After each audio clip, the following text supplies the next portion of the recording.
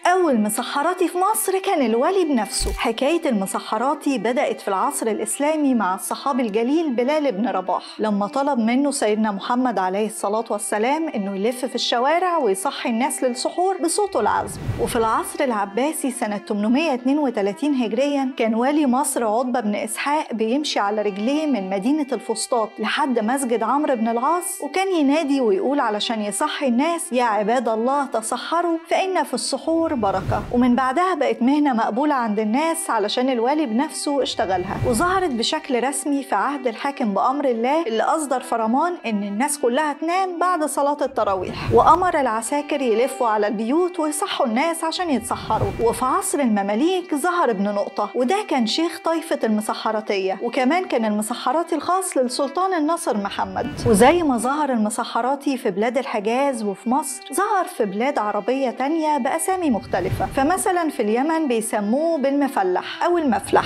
وفي الإمارات معروف بأبو طبيلة، وبالمناسبة ده الاسم الدارج للمسحراتي في بعض قرى صعيد مصر. وفي المغرب بيقولوا عليه النفار، والاسم ده جاي من الزمارة النحاس اللي بيستخدمها عشان يصحي بيها الناس بدل الطبلة اللي معروفة في معظم الدول. أما في لبنان فما تعبهمش خالص في اسمه، لأنهم بيسموه هناك الطبال. وللأسف مع التطور ورتم الحياة السريع ما بقاش المسحراتي موجود في كل مكان زي زمان. بس لو لسه بيعدي عندكم اكتبولي في الكومنتس انتوا منين، وكل سنة وانتوا طيبين.